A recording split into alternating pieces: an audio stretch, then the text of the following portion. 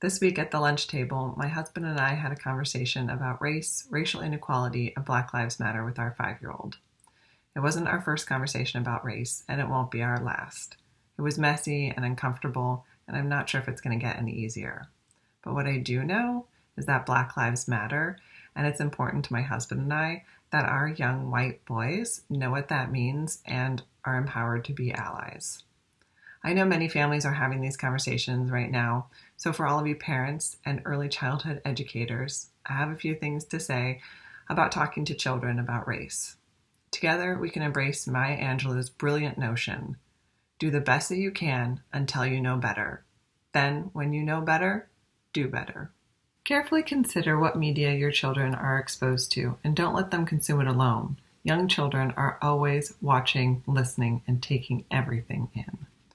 Young children can be easily overwhelmed and confused by complex issues they don't understand.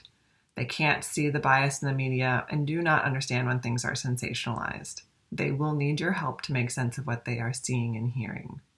We also want to provide children with window and mirror experiences at home and in the classroom. A mirror is a reflection of your own lived experience, and a window is a look into someone else's lived experience. We can provide these little window and mirror moments when we provide things like racially diverse baby dolls, right? And books that have a variety of characters in them that show diversity.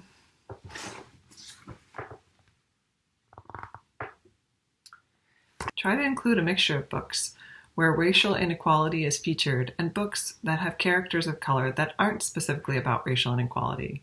We want to normalize seeing people of color as complex and complete humans that have a range of interests and talents. Our son loves stories with adventure and sea creatures, so we've included books like Octopus Stew into his collection.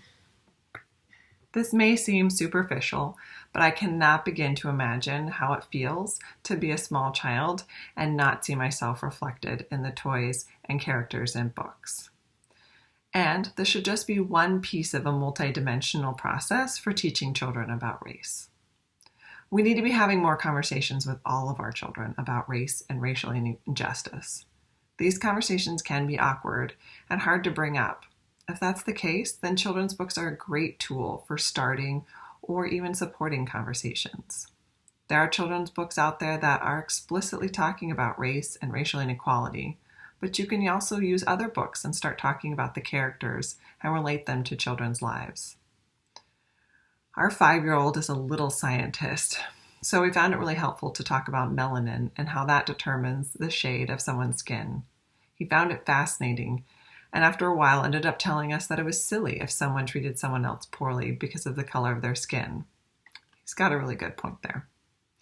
The Black Lives Matter movement is large, and there are many pieces of our society that need to change in order to make that a reality. In early childhood education, we have a unique piece of the problem that we can change, and that is ending preschool suspensions and expulsions. Children under 5 are expelled at a rate 3 times that of K through 12 students.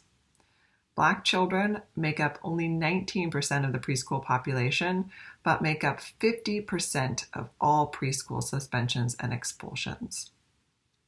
Research is finding that this disproportionality comes from our own implicit bias.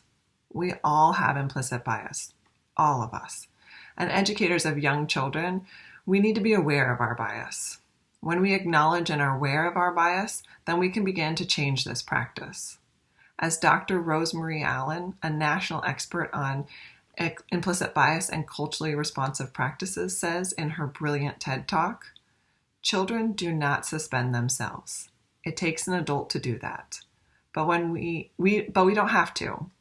When we focus on our own behavior, give children the tools to regulate theirs, look for what's good, right, and amazing in every single child, we can stop suspensions and keep our babies in school. Below, I have included some information about talking to children about race, some lists of children's books, and information about preschool suspensions and expulsions. Let's keep the conversations going.